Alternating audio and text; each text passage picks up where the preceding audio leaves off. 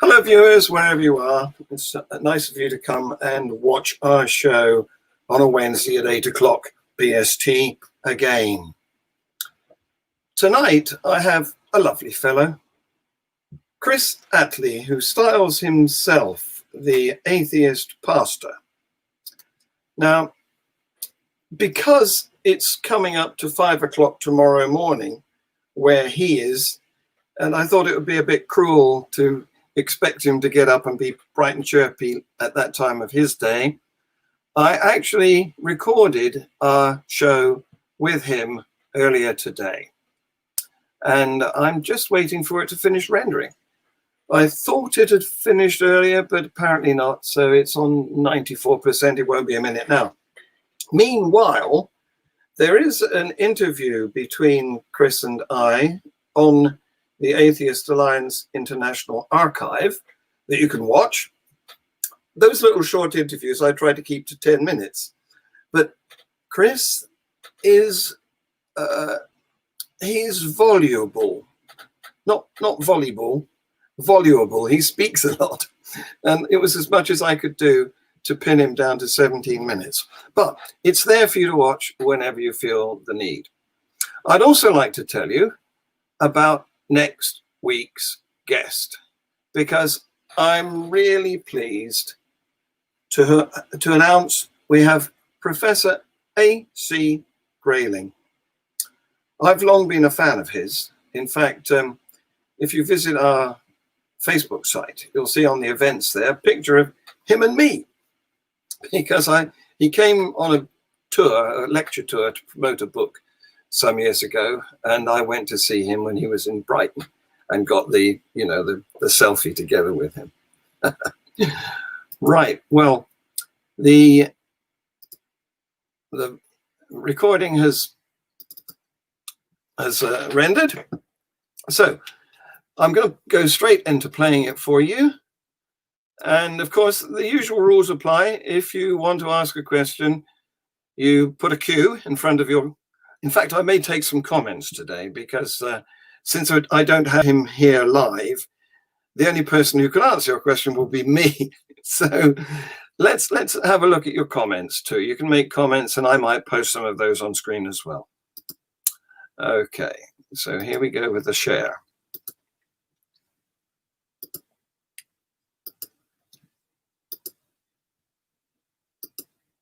Hi, Chris. I understand you. Good evening. I understand you just survived the snow on your way to Canberra.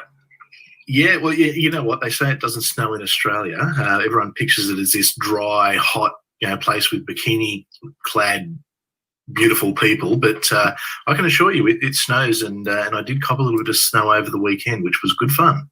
Good fun. Right. Yeah. Well, at least you're obviously. I normally ask, "How the devil are you?" But I can see that you're in the peak of health. Look, I'm fighting fit. I'm doing quite well at the moment. Doing quite well. Take on the world. Now, for a former nearly pastor, I understand you've become a mythicist. Isn't this something of a pendulum swing? Yeah, just slightly. So look, I'm what you'd call. I'm not a hard mythicist, but I'm a historian. And when I look at the evidence as a historian for the existence of Jesus, I really have a lot of difficulty with it. That if you have a look at there's no issue with there could have been a carpenter called Yeshua ben Joseph who lived in Bethlehem, and there's no issues. Sorry, we lived in Nazareth, not Bethlehem. No issues with that. He might have even gone around causing a bit of trouble. Once again, no issues with that. But the character of Jesus, the first problem we've got is there's different characters of Jesus in the Gospels. You've got the Matthew, Mark, and Luke version, which Mark is the original Gospel that was written around about, at a guess, about 50 years after what would have been the death. Possibly some will put it a little bit earlier, but it's roughly in that time period. Matthew comes in and that's a lifetime, isn't it? That's a lifetime, isn't it? Well, back then it was, because it's we're very fortunate that we can live till 100 now. That wasn't always as common back in those days. I mean, if famine and disease didn't get you, war certainly did. And as well as that, the communication levels that we have now, you've got to remember that isn't something that existed back then. And I often look at it this way: it'd be like me writing an eyewitness account of the Vietnam War. Now, I can write about the Vietnam War because I researched it, studied it, know things about it. But I wasn't there. In fact, I wasn't even alive when the Vietnam War occurred. And then as you go further back, Matthew and Luke are essentially corrections of some of the errors that Mark makes. For instance, there's some geographical issues, some issues surrounding Jewish customs that show that it was not written by someone. Well, it probably wasn't even written by someone who was Jewish or of that faith. It was more than likely written by a Greek speaker, and the same with Matthew and Luke. And then you've got John, which is a completely different characterization of Jesus again. Things happen in different order.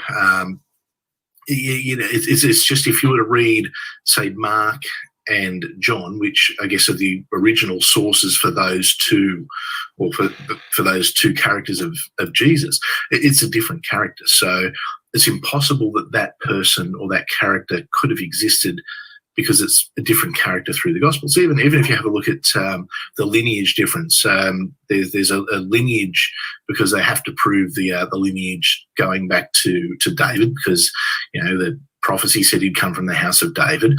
They've got these lineages that go back. The problem is the lineage in Matthew and the lineage in Luke are completely different. But even so, even if the lineage has been proven, later we discover that Jesus didn't have a human father anyway. Well, that's it. So it's and look, the Christian me would have said, well, clearly one's written for a Greek audience, one's written for a Jewish audience, and the Jewish goes through the line of the mother. But that's actually completely bunk, as I now know. It's Jewish heritage is considered through the mother. However, it's was the son of Joseph, and then so on through the male line. Yeah, exactly, because the lineage goes down the male line. So. Yeah, the problem is by the time the Council of Nicaea met hundreds of years later, both were so widely circulated that they couldn't discount either of them. They had to include them both. Errors and all. So, but back in those days, it probably didn't matter too much, because only the clergy could read, and only the clergy was delivering the message. So, the average folks didn't really start reading the Bible until, the Lutheran sort of revolution, or the Protestant Revolution. But even then, it's the literacy rates weren't particularly high. Yeah. So what I want to do is get your thoughts on a presentation that I did when I was being opposed by a Answers in Genesis pastor. Oh, this will be fun. This will be fun. Believe it or not, we have a branch of Answers in Genesis just down the road here in the UK. In West. So you see, we did the smart thing. We sent Ken Ham over to the US. Yes. And as I keep telling Americans, we've got a very strict no returns policy. So he's over there now. He can stay. Yes, but they're not too bad here. Although there's certainly in my Christian days, certainly I did have some of their material. Theirs and good old Kent Hovind, of course. His DVDs always did the round of churches. And Banana Man. Oh, Banana Man. Oh, yeah. I just want to be very clear. He's from New Zealand. He's not Australian. He is from New Zealand, not one of us. You narrowly escaped having the Noah's Ark theme park near you. I can assure you, no Australian government would ever build that. we're very very fortunate. Only in America is what they say, and I think only in America for Noah's Ark. Yes, indeed. Well, let me get this up and we'll have a look at it. Sounds good. It's because there we go. That's the full screen slideshow now. So good. Okay. So when we came up with the title, "The Bible is an Authentic Book," I thought, well, yes, it is. It's a book. That's an authentic thing. And so is Lord of the Rings and Harry Potter. So I had to look up authentic, and there's the definition with an example of how it's used. But I suspect that Christians would actually want authentic to mean true. Well, and they would probably have a different definition of, I guess we would say that, okay, yes, it's authentic. It was put together at the Council of Nicaea.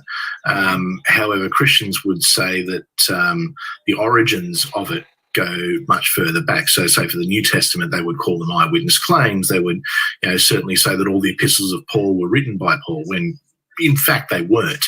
I think we can confirm 7 of the 13 epistles of Paul were written by Paul. There's 2 that could go either way, and the rest most certainly weren't. So there is that question of, okay, their version of authentic and our version of authentic are going to be very different, even with the Jewish side of the Old Testament side of it. That dates to 500 BC.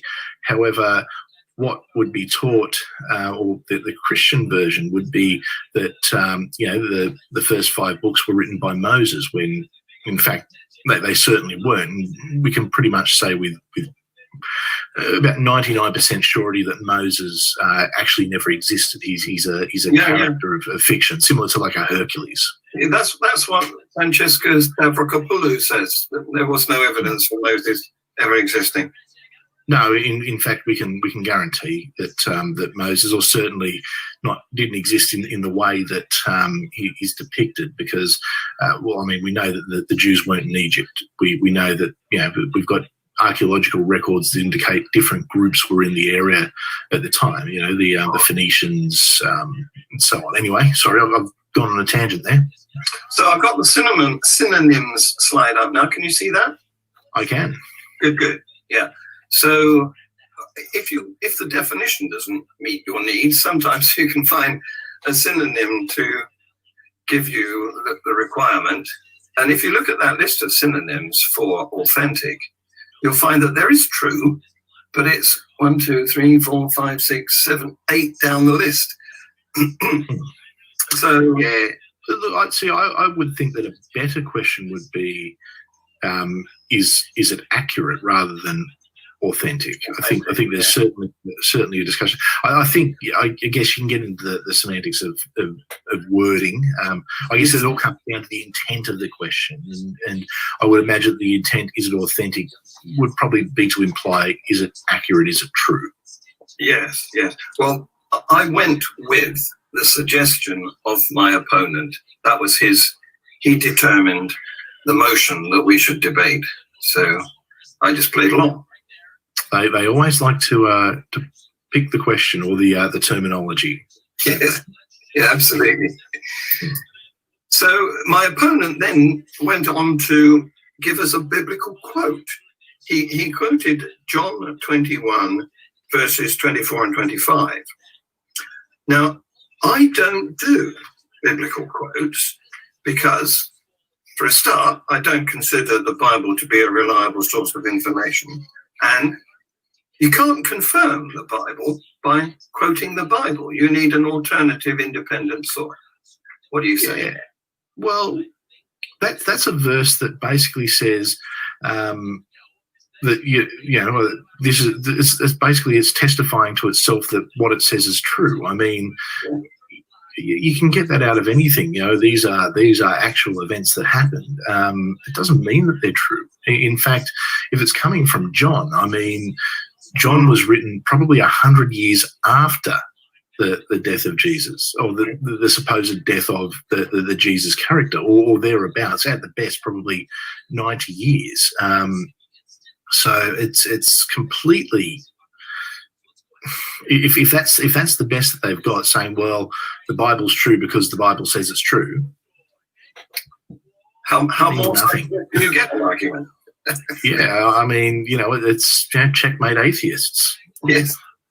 So then he gave us a poem. Is this typing for you? Oh, yes. Okay. It's a bit slow, isn't it? Yeah. Yeah, okay, so let's talk poetry, and let's talk poetry of, let's talk poetry of around the time of the Jesus character would have existed. Let's talk about the Roman poet Catullus. Now, Catullus used to write about how his love for Lesbia, she was the most beautiful woman in the world. Now, just because he wrote that in poetry doesn't mean that she was the most beautiful woman in the world. Maybe in his opinion. Yeah, he also wrote some things about some fairly crude things that he wanted to do to his friends who called him a sissy. If you ever get the chance, read his 16th poem. Spoiler, little spoiler. It's not one for the kids, but once again, it's a poem. So what? I can find you poems, songs. It's opinions, it's feeling. Okay, and the love of God, mercy. So by Mercy Me, well, Mercy Me is a Christian band. That's actually just realised who that is. That's it's actually not a poem. If he said he's a poem, he might have been telling a fib, which that's not good for a Christian, I guess. But they're actually a Christian band. Yeah, I researched it and found that it's a verse from a hymn rather than. Oh, okay. So yes. But anyway, you're right. I mean, I never supply poetry. It's fine. It's entertainment, but it's not evidence. So up until now, then, he's provided no evidence for the authenticity of the Bible. And I also rarely do quotes, and unless they're funny, because they're usually just appeals to authority. What the quoter is doing is saying, look, this highly respected person believes this, so you should too. and look, if we want to quote the Bible, we can quote the Bible. Ezekiel 23:20 says, "There she lusted after her lovers with genitals like those of a donkey and a mission that flowed like that of a horse." So what? What does that prove? Absolutely nothing. And the same as the verse from John 21:24 and 25. It proves absolutely nothing. But it does give you an amazing image in your mind. Certainly does. It certainly does. But you think, like I said, you think that's good? Read Catullus. That's okay. Wow. So the quotes that theists like to give are not usually modern. They like to source things that were said back in history. When let's face it, we knew very little. We didn't know much about anything. Or they quote irrelevant celebrities like the fairy tale author C.S. Lewis. He's one of their favorites. Oh, yes. Oh, yeah. It's everything's of the devil except for his works because he liked Jesus. Yes. Harry Potter, that's wicked and of the devil. But the Lion, the Witch, and the Wardrobe is fine. I reference him in a minute. So then my opponent went on to outline what he called the hallmarks of authenticity. Okay? Well, this should be good. Yeah, exactly. Notice he doesn't designate it evidence. He calls it hallmarks. So here was his first one. Documents should be considered to be true unless proven otherwise. Absolutely not. No. In fact, no. Okay, this is me speaking as a historian. As a historian, we're skeptical of all documents unless we can prove that it's actually accurate. We can demonstrate that it's actually a primary source, or at the very least comes from a primary source document. That's not how history works. No, ideally you want lots of documents that corroborate each other independently. Exactly. I mean, if I were to go and pick up one of the Times of the World or whatever it is, where it's like, aliens abducted me and all that kind of stuff. Or the Queen's really a lizard person, things like that. You know, should we assume that is true unless proven otherwise? No, it's not guilty unless proven innocent. It's innocent unless proven guilty. My favourite is there's a Ford Cortina on the moon. That was great. What, you think it still starts? So anyway, given that he was trying to extol the virtues of the Bible, surely one of the requirements of these hallmarks is to distinguish it from other scriptures that also claim to provide explanations and to be perhaps a source of morality and to offer salvation. So, do we accept the Bhagavad Gita as well? Okay. The Quran. Yes, exactly. So let's keep these hallmarks, or let's keep these other scriptures in mind when we are considering his hallmarks. Let's see whether they could apply to the Quran and the Book of Mormon. So he gave us 5 there, the first one. Could we apply that to the Quran and the Book of Mormon? I think we could. You could apply that to Star Wars. Yes. And what he's proposing is that we should tolerate falsehood for an indefinite period. Well, I've got bad news for him just on his first premise. I mean, sorry, I assume it was a he being a Christian you were debating, because, you know, the Bible does say women shouldn't teach, and I assume that he's a good Christian who follows that. So we can prove otherwise, that either Matthew or Luke is false because they have different lineages. They both can't be right. Yes. When Jesus was crucified is different in John as opposed to Matthew, Mark, and Luke. So one of them is wrong. So we've actually proven, just in those inconsistencies, that at least one of them's wrong. And if one of them's wrong, in that case, if we're talking about the authenticity of the Bible by that standard, well, we've proven otherwise. So, yes, debate over. And that idea should also cover Aesop's fables and Grimm's fairy tales. They should be absolutely true until proven otherwise. You could apply it to absolutely anything. But that's not how it works. It's not guilty unless proven innocent. It's innocent unless proven guilty. The same applies for evidence.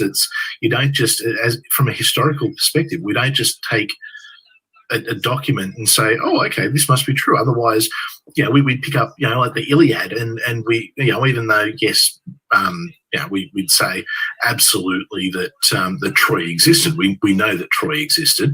But do we assume that the Trojan War happened in the way that it happened, and that, Zeus blessed, and Achilles was part god, and that things happened in the way that they happened? No, we don't. We know that there's some little bit of It's a good idea to deal with it, really, isn't it? Yeah, it is. It is. Yeah. So I think what he's trying to do here is to reverse the burden of proof. Yeah, absolutely. That's what's happened. Absolutely. It's a very bad policy. Let's face it. Well, it's all they've got, really. Yes. Okay, so while we're on the subject of proof, so the problem is that from the point of view of an ex-science teacher, there's no such thing. Proof is just a concept. It doesn't exist in nature. It's an interesting. We don't have proof. Interesting concept. Because proof requires absoluteness. We haven't found any, neither can we make any. So we've got to make do with evidence. Mm-hmm. Bloody good stuff, evidence, by the way. It is. I like evidence. So moving on, the next silly statement he claims, his next hallmark, is that authors should be considered truthful unless proven otherwise. So premise 2 is the same as premise 1. It is really, isn't it? Yes. So it's saying that nothing's fictitious. Agatha Christie was actually reporting events rather than making up a great story. Well, I hope the police are investigating those murders.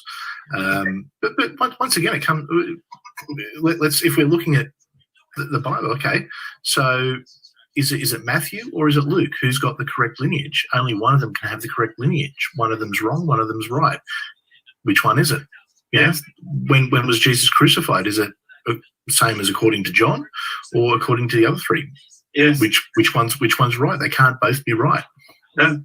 And we could apply this very unwise doctrine to the Quran and the Book of Mormon.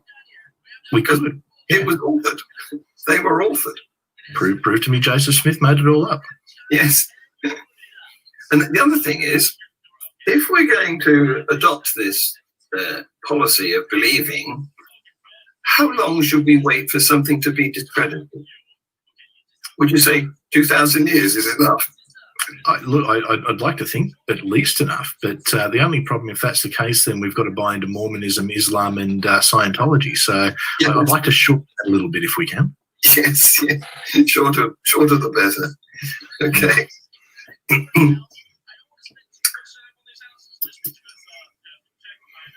It seems like some great minds are thinking alike here with your bullet points. Yeah. Well, there was art forgeries too. We didn't believe them. In fact, we locked up people when we discovered that they were crooks. And there's been money forgeries too. Actually, Piltdown Man's a classic example. There's a forgery. Yes. Yes. Absolute forgery. Yes. Should we? Well, actually, I wonder, being from Answers in Genesis, should we assume that Charles Darwin is telling the truth? Well, we shouldn't assume that, but Well, according to his, its author should be considered truthful, and that's proved no. Charles Darwin. what he gave us is some testimony that can be tested. Yes, that's right. And since it's been regularly tested over the past over 150 years, it's always come out as correct. So, another thing he said is that the more people who claim to have seen it, whatever it was, the more credible it is. I love it when Christians bring this one up because they talk about how there was thousands of witnesses, but they can never tell you who they were. It's just like if I put at the end of Star Wars, there was 1 million people who witnessed the end of the Death Star or the destruction of the Death Star. That means nothing. There was no large number of witnesses. In fact, there is absolutely zero, and I mean zero, primary source evidence of the existence of Jesus. There's nothing. There is not one eyewitness account or testimony for him having existed. No, I agree. There's a number of problems here. First of all, there's a couple of different sorts of witnesses. There's eyewitnesses, which allegedly were there and actually detected with their sense organs what went on. And then there's hearsay witnesses, which were merely told, and we don't know how long the chain of telling was. So that's very dubious as a source of information. Extremely dubious. At the best, once again, the Book of Acts was written 60 years later, 60 years after what would have been the death of Jesus. And the reason we say roughly is because of the difference in the stories in John as opposed to the other Gospels about what occurred when Jesus died and what day he actually died on. There's a 3 year gap that it could be between 32 and 35. So we say roughly 50 to 60 years because was it 32? Was it 35? Was it 7 years prior? Who knows? It's a lot of guesswork actually. But there's absolutely no witnesses. There is zero witnesses. So I mean that point is absolutely mute. Just saying there was he fed 5,000 people. Okay, well, who were they? Where were they? Why is there no evidence of or anything written or any other story told about it? There's absolutely nothing. And the Romans, and Christians will say the Romans didn't keep good records. The Romans kept impeccable records. We know exactly who was where, when. We've got evidence of battles occurring. We knew how the Romans lived. We've got Roman poetry. We've got so much information from that era but nothing about Jesus, so there is no witnesses. So straight away, there is no witness. Even if he existed, there's no one who said anything about him. Well, in terms of the modern meaning of the word witness, a hearsay witness wouldn't really be called in court. Because but even a hearsay witness, I mean, we're talking about events 60 years later, at a time where people lived to the ripe old age of about 40. Yes, and the other modern meaning of the word witness is somebody that you can put in the dock and interrogate. Yes, you have to be alive. And you can't do that with 2,000-year-old tales. It's like Luke says, it's claimed that Luke is an excellent historian. And the reason that it's, people say that, or Christians say that Luke is an excellent historian is because Luke says, I am an excellent historian. Furthermore, the numbers, that's another fallacy, because it really doesn't matter how many people believe something. It doesn't make it any more true, because upon a time everybody believed that the sun went round the earth, and they were all wrong. No matter it was a very big number of everyone. Well, that did seem to be the prevailing thought for a period of time, but it seems as though we knew the Earth was round, then we devolved to flat because the Bible said so, and then we finally got back to science. Yes. In any case, we can apply this hallmark equally well to the Quran and the Book of Mormon, because I'm sure they quote dead witnesses too. Well, the Book of Mormon starts with people who supposedly witnessed the events, who signed it. Yes, it must be true. I'm sure there were billions of witnesses actually probably trillions of witnesses to the rise of power of Scientology's boogeyman Lord Xenu. I mean, he did control a galactic federation after all, so there'd be trillions of witnesses. Yes. So wasn't he a walrus?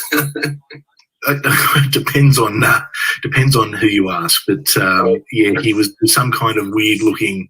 I know he had a fleet of DC-10 planes. So yes. So another problem is if we recognise that we don't have witnesses who saw with their eyes that we can interrogate and see whether their stories are consistent. So what we've got are merely reports. These are hearsay stories that are like fishermen's tales, Yeah, exactly. We don't even have the names of the supposed witnesses. We just have that a great many people saw, and that's it. Okay, well, claim. Can we get one name? Just one. We'll take one name. Give us one witness.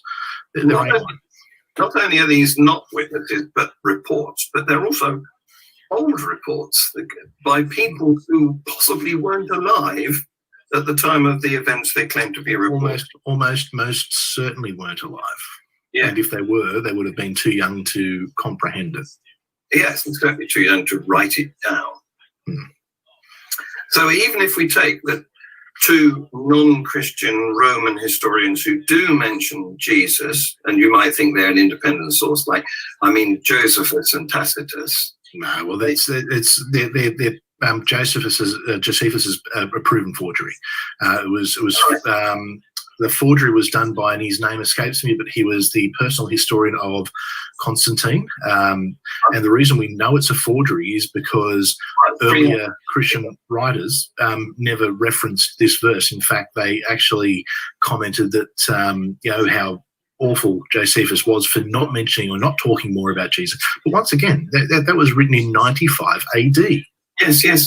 So he wasn't born at the time of the events. No, and all he actually says is there are there's a tribe called the Christians who believe that their Messiah died and came back to life. You know what? No one's arguing that there were Christians. There are Christians now. We know there are Muslims, Hindus. There's a lot of different. It means nothing. Yep.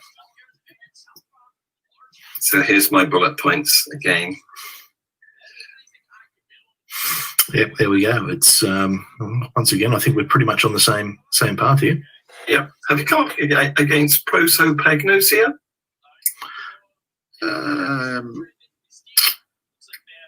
No, I haven't actually. This is poor people who are so bad at recognizing and remembering a face, they can't recognize their own family reliably. Okay. Yeah, that would probably explain a few people I know. So that casts doubt on even eyewitnesses, which are the better of the two sorts of witnesses. Okay. And that's right about the independent Roman historians from that time that Christians claim there was no records or no evidence of. But they love to go to Josephus and Tacitus. And I mean, Tacitus was 2nd century. I mean, yeah. It's how far do we want to go? He's just reporting a myth, isn't he? Yeah, it'd be like saying Ken Ham's a reliable source. Yes. So, hallmark number 4. He claimed that there was consistency of the evidence within the text, and therefore that made it more authentic. Now, I don't think you'll agree with that. No, I think I've mentioned a few examples, very obvious examples that we probably don't need to repeat again. But I think we've already disproven number 4. Yes, even if you go back to the beginning of the Bible, Genesis 1 disagrees with Genesis 2. That's what happens when you've got people in the Bronze Age trying to explain things. But so there's no consistency. What there is inconsistency. But continual inconsistency. Even if the text was consistent, that doesn't mean it's evident or true, because it's just written, and you can write anything. But if you want to get consistency, what you need is a good editor. I mean, Agatha Christie, for example, and many other faultless fiction writers had a good editor who went through their text and said, hang on, you can't say this because back there you said that. Yeah, there's no consistency in the Bible. But once again, I come back to the lineage. Is it Matthew or is it Luke? Because that's the obvious one. Okay, so hallmark number 5. Reliability is confirmed by matching with known events or dated artifacts. Now, you know what? I agree. You will know something. I absolutely agree with that. However, that's not what happens with the Bible. Okay, so known events or dated artifacts. Well, the Bible claims the Earth's 6,000 years old. We've got fossil record that goes back well beyond that. So that's the first thing. Let's talk about the Exodus. There's absolutely, and the Egyptians recorded everything. That's why we know so much about Egyptian history and culture. They recorded absolutely everything. The Jews were not slaves in Egypt. We absolutely know that they didn't build the pyramids. It wasn't the Jews. There was no Moses. There's no archaeological evidence for a lot of it. I mean, they talk about cities and towns. Well, so what? Spider-Man comics talk about New York. That doesn't mean that Spider-Man's accurate. It's the archaeological evidence is not there to prove the Bible. Certain events, yes, okay, the Romans were in Judea. That's historically known. There's no, you wouldn't write without that context. There's the things like the Babylonian exile. Yes, we know that happened. That's because the entirety of the Old Testament was written during the Babylonian exile. But other things like, say,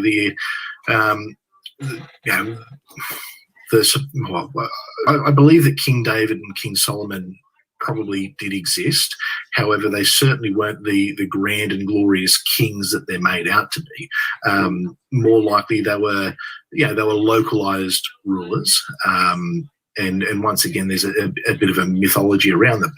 But the archaeological evidence, once again, isn't there. We know that there was the temple was built after the return from the Babylonian exile. There's no disputing that.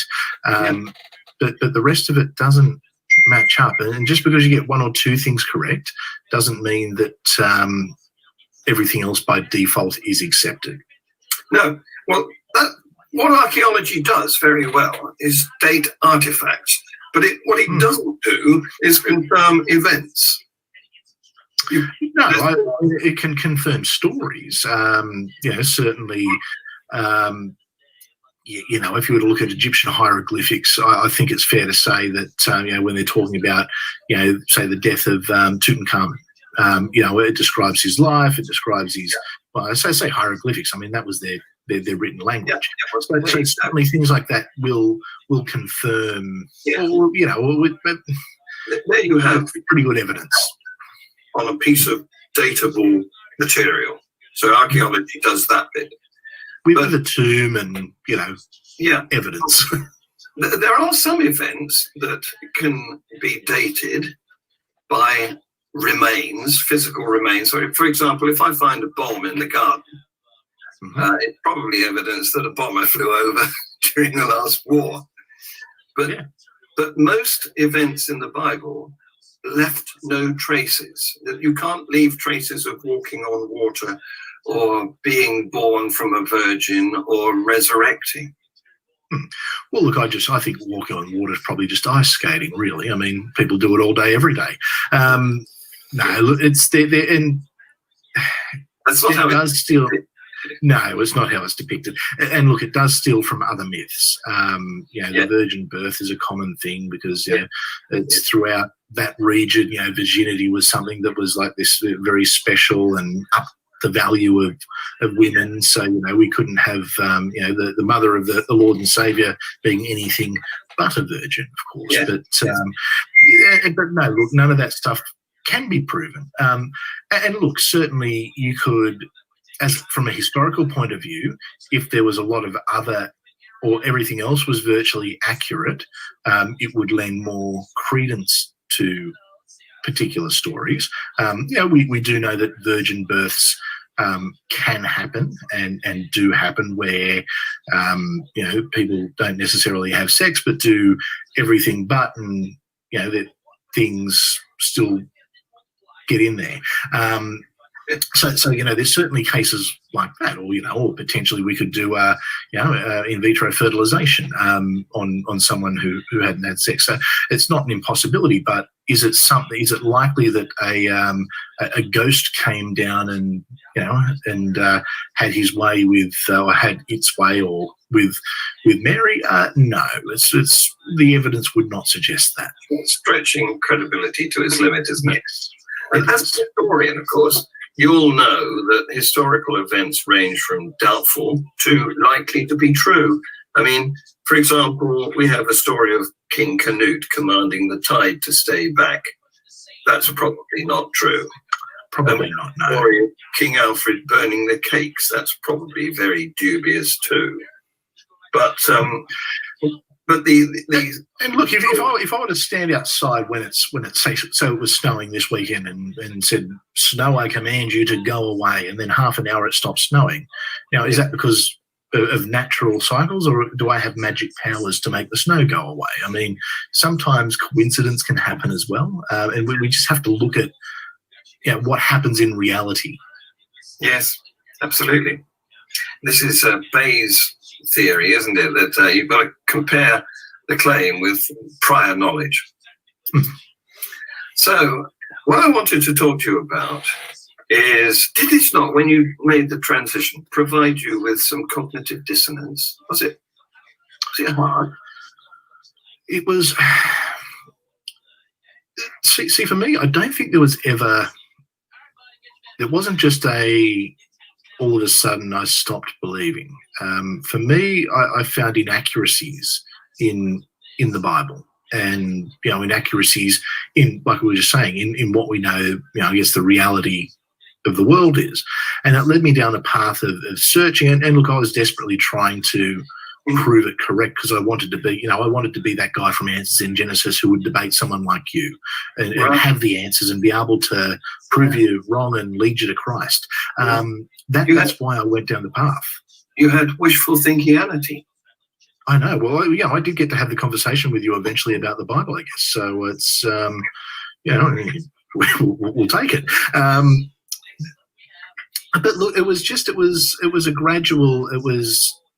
it was like I lost something almost every day. It's, and especially being someone who studies history, and, it's even though I wasn't actively studying history at the time, not to the extent I am now, of course, but it's always been an interest.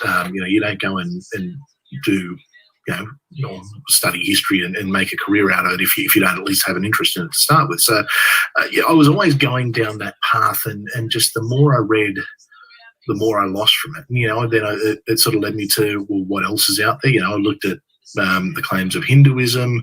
I didn't bother with Islam because I pretty much that's down the same line as Christianity, because if one if one's completely false, then the other one's completely false. But I just couldn't find anything else out there until one day it just sort of dawned on me. I actively do not believe, and I probably switched to agnosticism, I guess, for a little bit, and then it was really a case of, no, I actively don't believe, or I believe that there is no God. And what the hardest thing for me was, a lot of people talk about a fear of hell. For me, fear of hell was never the issue. Fear of non-existence is what does it for me. The thought that everything I am could just be puffed out in 1 second, that really bothered me. So that was the biggest challenge, and that was what was probably letting me hang on to religion. And now I've just come to accept, well, it is what it is, and there's absolutely nothing I can do about that. And I'm just going to make sure I do the best I can with this life I've got now. Yeah. So you went on a journey. You went through agnosticism for a bit. Some people go down the spiritualism route, don't they, on their journey, gradually getting away from theism into... I did that prior to Christianity. I've been I guess I was a searcher for a long time. I used to be writing to psychic readings, Reiki healing, ufology, ancient aliens, and all that kind of stuff. Even found myself with a UFO group there for a little while, but truth be told, that was because there was a girl that I rather fancied, and I just kind of went along. But no, I was there, and I listened. I was someone who was actively searching, I guess. I wanted, to find a truth, and and Christianity hit me, because I'm not from a Christian background. And when I found Christianity, I was as surprised as anyone that I converted. And then I was even more surprised, years and years later when I deconverted. And I guess, I looked into Hinduism. I thought that there potentially was something there. I liked the idea of, many gods, and, it's that sort of way of thinking. And, we've got about 5 minutes from my house, we've got the largest Buddhist temple in the Southern Hemisphere. So I went and had a look at that, and once again, very, very nice. And I'll say they do some great vegetarian food there. But I didn't find that truth I was looking for, because the same things that were stopping with Christianity, in that the fables aren't based in reality, were occurring across all of those lines. So then I thought, well, maybe there's just some deity, or maybe the universe is, an entity. But it's just, I've just fallen away from that completely, to a point where I actively do not believe that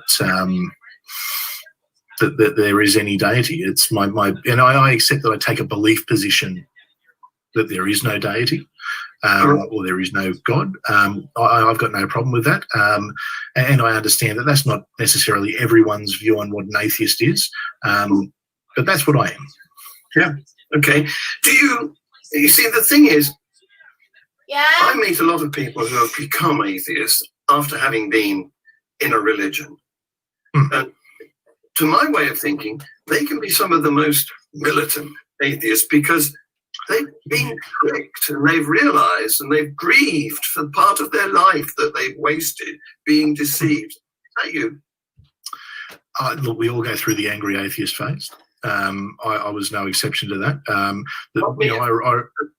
No, so you're fine. You didn't have that. One of the biggest things I regret is I had this really amazing collection of Christian theological books, like a huge library of it. It actually filled large suitcases, and I threw it all out. And I thought, well, I'll give it away to someone else. And then I thought, no, because I don't want anyone using this to promote Christian. And I threw it all out. And now I sort of think, I really wish I had that, because I had my notes in there. I had so much, and we're talking some pretty expensive, like academic books, even those that are about fairy tales. Academic books are bloody expensive, so it's I threw away quite a bit of money. And look, I went down the all religions evil, and you must be stupid to think that. But then it sort of dawned on me that you know what? How would I, as a Christian, have reacted to me as an angry atheist? And me as an angry atheist, me as a Christian, would have looked at the angry atheist and just gone, man, you need Jesus. You've got so much hate in your heart. You've got so much anger. And it's, I did. I had a lot of anger. And whether that was because I'd wasted time or, I don't know. But it was just, I think it was also needing that sense of community. And that's something I'm big on. I think that there's a big need for a sense of community, especially when people get out of religion, because that's the one thing they lose. And I think you'll find that you'll get a lot of people who will get into the atheist community and then want to impress some of these more prominent angry atheists, or the ones who jump up and down and scream and shout and get offended at everything. And I think there's a need to they want to connect into those communities just because they need that community to connect into. So there's possibly a bit of that, and I guess that's part of the reason why what I try and do is have create community where everyone's welcome. If you want to be an angry social justice left-wing atheist, I'm still going to talk to you. If you're a conservative like myself, want you in. It's I think there's a common good that can be fought. It's one thing religion does very well is religion's organised. Except that it used to be very good when we were not in contact. When there was one group, one tribe of humans, and they all felt unified by the belief system.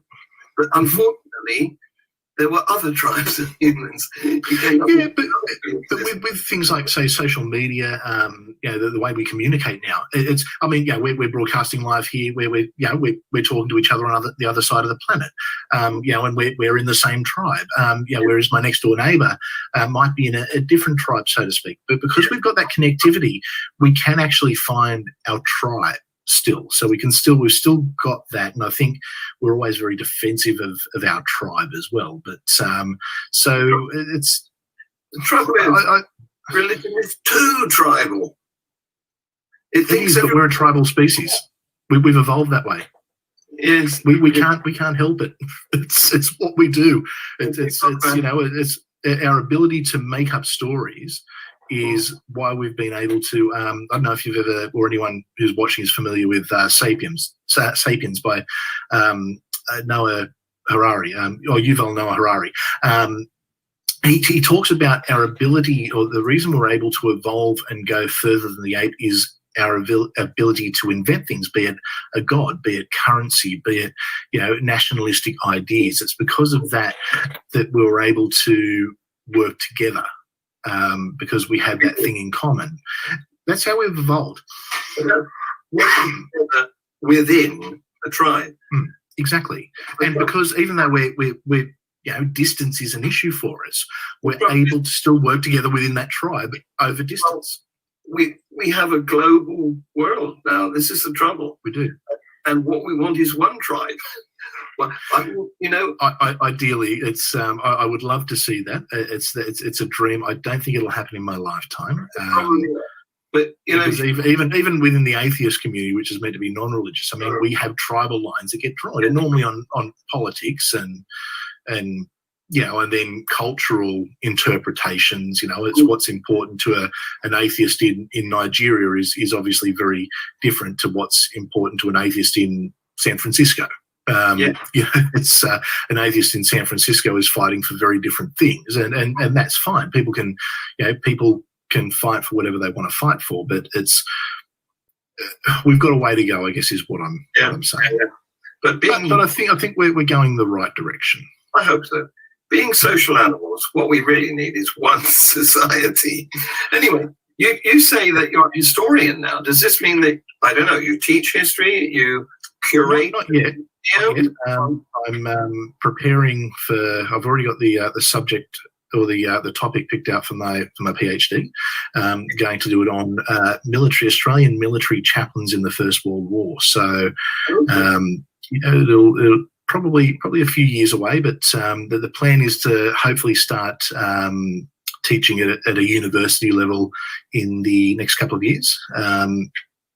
Just depending on what happens with obviously the big global kerfuffle that's going on at the moment. It's sort of made things a little bit difficult, but that is the plan. Yeah, Chris. Plans are almost subject to change, but oh yes, it was John Lennon who said, "Plans are what you make when other things are happening." No, I haven't got that quote right at all. That's right. It's there's many a good Lennon quote out there. Yes. Most of them under the influence of something.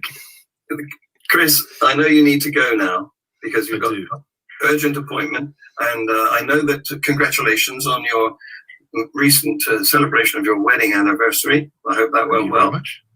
It did. It was a good night. A little bit of a sore head when I woke up this morning, but that's to be expected when you have copious amounts of wine and good food. It's that fantastic Australian wine, isn't it? Absolutely. Chris, thank you very much for this. And pleasure, John. Thank you.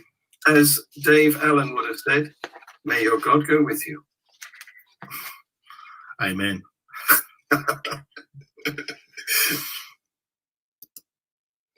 Well, what a lovely fellow he is too.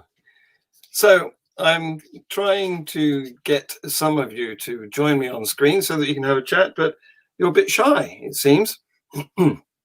Yes, Andy Phillips has posted a reference to the book that he talked about, Sapiens, A Brief History of Mankind by Noel Harari. So you might like to put that on your reading list. Now, you've got a couple of interesting comments here. Again, this is Andy. He agrees with us on the archaeological record and the lack of anything that is left behind in any other source than the Bible by the alleged Jesus. So this is a comment too from our friend Conrad in Canada. Why do so many reasonably educated people accept the veracity of religion? Well, that's a good question, isn't it? Some people say we have a God-shaped hole. I prefer to describe that as curiosity. We have curiosity, and we want to seek patterns, we want to seek explanations, and unless we get them, that sort of need gnaws away at us. And so in the end, we're very likely to accept wrong explanations just because they are the only ones available. The other thing is, of course, people get at us when we're young. I was lucky. My parents weren't religious, but I know a lot of people who were thoroughly inducted into religions and indoctrinated into religion from a very early age. And the Jesuits knew this, didn't they? They said, if you get a boy give me a boy by the age of 7, and I'll tell you what the man will grow into. And so this is the thing. If you force religion along with, the bedtime reading, it's likely to take root while the brain is still developing at that stage of life. So we've actually reached the end of our time, but I don't want to let you go without pushing next week, Professor A.C. Grayling. How about that? Be there. Thank you very much for watching.